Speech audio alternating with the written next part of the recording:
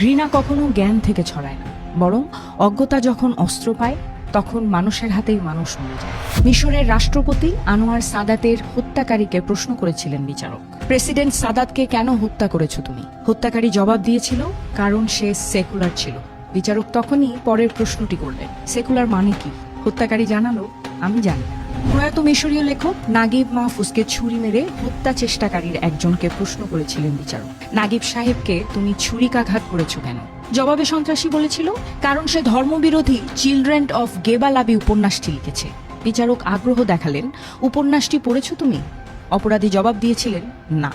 মিশরীয় সাহিত্যিক ফারাজ ফাউদাকে হত্যাকারী সন্ত্রাসীটিকে বিচারক প্রশ্ন করেছিলেন, ফারাজ ফাউদাকে মেরে ফেললেন কেন? হত্যাকারী জবাব দিয়েছিলেন, কারণ তার ঈমান নেই।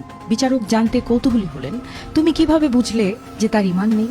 ঠিক সেই সময় সন্ত্রাসীর জবাব ছিল, তার বইগুলো পড়লেই সব বোঝা যায়। বিচারকের কৌতূহল বেড়ে গেলে বিচারক প্রশ্ন করলেন, তার কোন বইটি তুমি পড়েছ? তার ঈমানহীনতার প্রমাণ পেলে কোন বইতে? হত্যাকারী স্বীকার করে বললেন, বইয়ের নাম আমি জানি না, আমি পড়িনি ওসব। বিচারক অবাক হয়ে জিজ্ঞেস করলেন, কেন পড়েননি? খুনি বলেছিলেন, আমি লিখতে পড়তে জানি না।